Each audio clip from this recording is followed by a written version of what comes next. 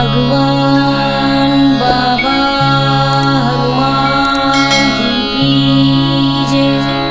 महान त्यागी बाबा जुमदेव जी की जय। परमात्मा इच्छा अनुसार भोजन पर आधारित यह अनुभव गीत मैं आप सभी सेवक सेविकाओं के बीच में प्रस्तुत करने जा रही हूँ। एक समय ग्राम मंगरली में बाबा जुमदेव जी की प्रमुख उपस्थिति में चर्चा बैठक प्रारंभ हुई। सभी सेवक सेविकाओं ने अपने विचार व्यक्त किए। तत्पश्चात बाबा जुमदेव जी ने मार्गदर्शन किया। आनंदमय वातावरण होने से बैठक देर रात तक चली। उस समय रात के 12 बजे थे। तब महान त्यागी बाबा जुमदेव जी ने उस ग्राम के सेवकों से क्या कहा? हमारे ये मन की इच्छा सेवकों जरा तुम पूरी कर दो।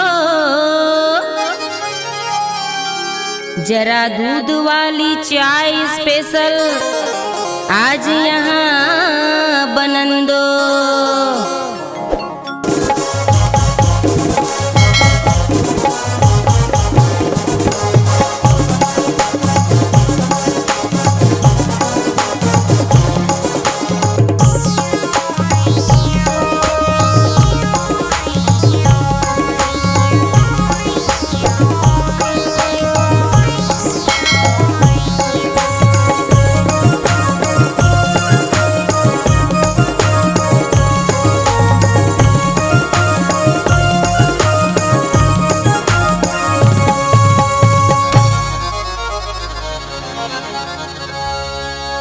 क्या कहते हैं सेवकों हमारे महान त्यागी बाबा जुमदेव जी के आलस सबकी भगाओ जी, दूध की चाय पिलाओ जी।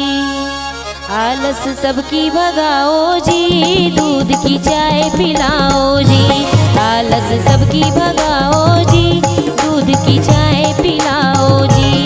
आलस सबकी भगाओ जी, दूध की चाय पिलाओ जी।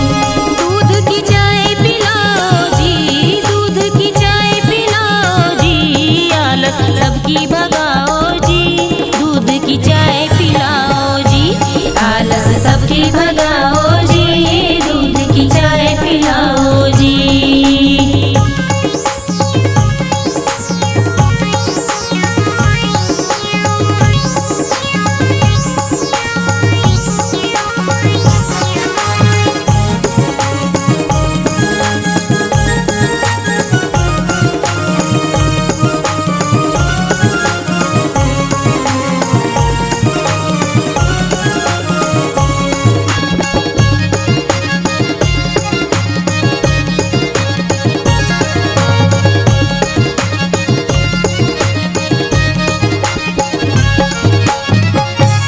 महान त्यागी बाबा जुमदेव जी का कहना क्या है कि 12 बज गए रात के भैया, चाय बनाओ स्पेशल बढ़िया। तो आगे कहते हैं क्या?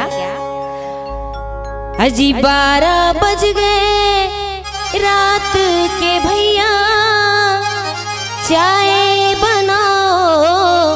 स्पेशल बढ़िया।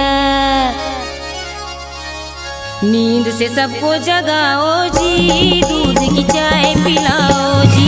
नींद से सबको जगाओ जी, दूध की चाय पिलाओ जी। नींद से सबको जगाओ जी, दूध की चाय पिलाओ जी। दूध की चाय पिलाओ जी, दूध की चाय पिलाओ जी। आलस सबकी भगाओ जी, दूध की चाय पिलाओ जी। आलस सबकी भगाओ जी, दूध की चाय पिलाओ जी।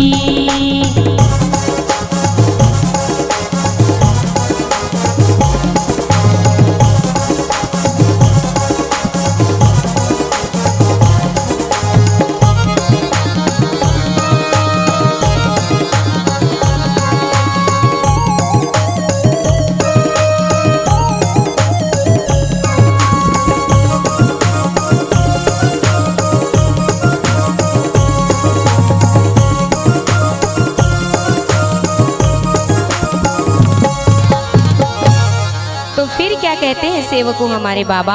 2 दिन से हम तो इस ग्राम में आए, मगर सुनो सेवकों तुमने दूध की चाय ना पिलाए। के 2 दिन से हम तो इस ग्राम में आए, मगर सुनो सेवकों तुमने दूध की चाय ना पिलाए। मन में खुशी दिलाओ जी, दूध की चाय पिलाओ जी। मन में खुशी दिलाओ जी, दूध की चाय पिलाओ जी। मन में खुशी दिलाओ जी, दूध की चाय पिलाओ जी। दूध की चाय पिलाओ जी, दूध की चाय पिलाओ जी। आलस सबकी भगाओ जी, दूध की चाय पिलाओ जी। आलस सबकी भगाओ जी, दूध की चाय पिलाओ जी।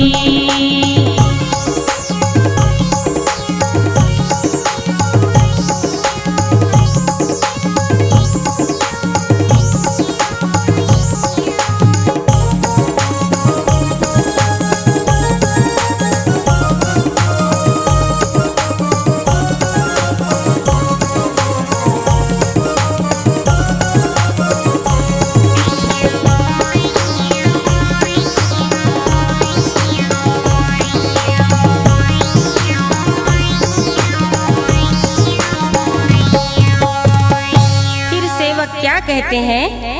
अरे भैंस गई थी जंगल में चरन को, पी लिया दूध बछड़े ने, खाली कर दिया माँ के थन को। भैंस गई थी जंगल में चरन को, पी लिया दूध बछड़े ने, खाली कर दिया माँ के थन को। फिर बाबा ने क्या बोले? कुछ भी कर जाओ जी, दूध की चाय पिलाओ जी। कुछ भी कर जाओ जी, दूध की चाय पिलाओ जी। कुछ भी कर जाओ जी, दूध की चाय पिलाओ जी। दूध की चाय पिलाओ जी, दूध की चाय पिलाओ जी।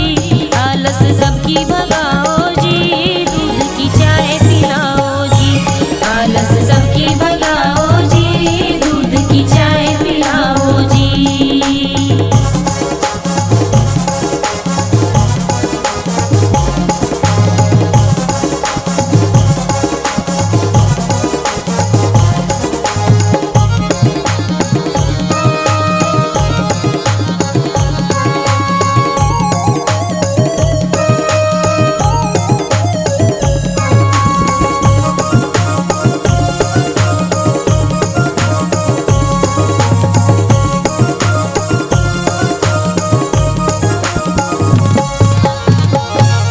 तो फिर क्या कहते हैं सेवकों हमारे बाबा? मुझे मालूम नहीं दूध मिलेगा कहाँ, कहीं से भी लाओ दूध, हमें चाय पिलाओ यहाँ। मुझे मालूम नहीं दूध मिलेगा कहाँ, कहीं से भी लाओ दूध, हमें चाय पिलाओ यहाँ। अब ना देरी लगाओ जी, दूध की चाय पिलाओ जी। अब ना देरी लगाओ जी, दूध की चाय पिलाओ जी। अब ना देरी लगाओ जी, दूध की चाय पिलाओ जी। दूध की चाय पिलाओ जी, दूध की चाय पिलाओ जी। आलस सबकी भगाओ जी, दूध की चाय पिलाओ जी। आलस सबकी भगाओ जी, दूध की चाय पिलाओ जी।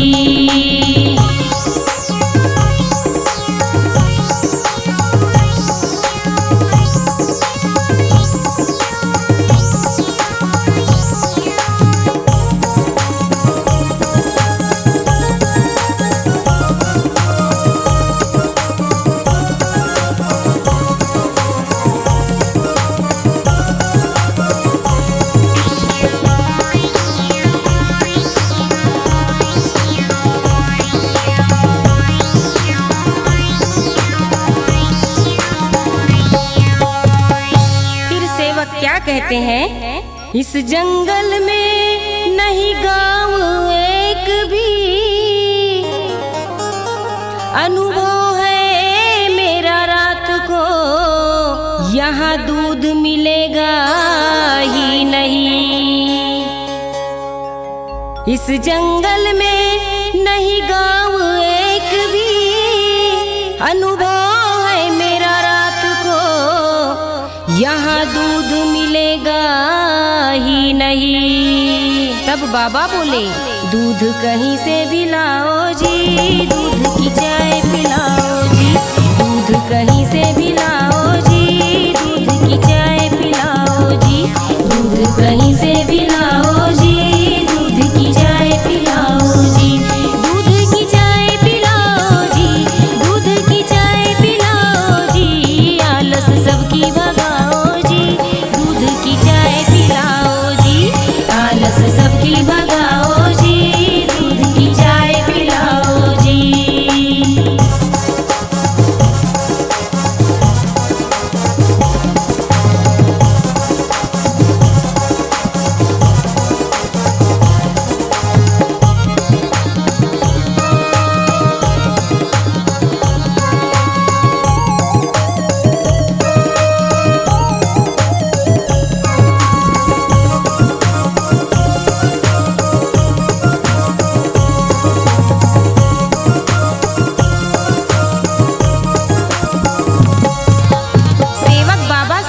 करते हुए क्या कहते हैं, आप ही हमको बाबा बतलाओ,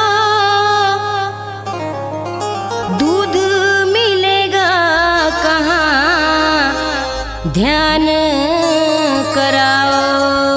आप ही हमको बाबा बतलाओ, अजी दूध मिलेगा कहाँ ध्यान कराओ। सेवकों का मार्गदर्शन करते हुए बाबा क्या कहते हैं, भगवान को इच्छा बताओ जी, दूध की चाय पिलाओ जी, अपनी इच्छा बताओ जी, दूध की चाय पिलाओ जी, अपनी इच्छा बताओ जी, दूध की चाय पिलाओ जी, दूध की चाय पिलाओ जी, दूध की चाय पिलाओ जी, आलस सबकी भगाओ जी, दूध की चाय पिलाओ जी, आलस सबकी भगाओ जी, दूध की चाय पिलाओ जी।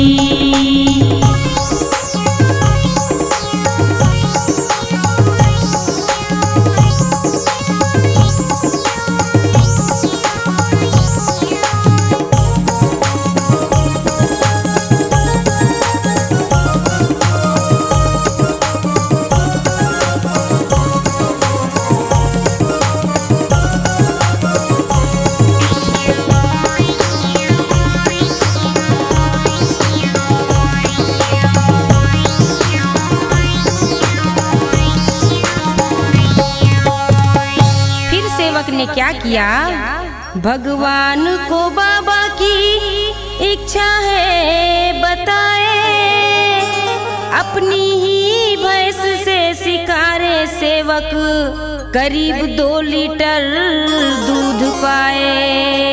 भगवान को बाबा की इच्छा है बताए, अपनी ही भैंस से शिकारे सेवक करीब 2 लीटर दूध पाए।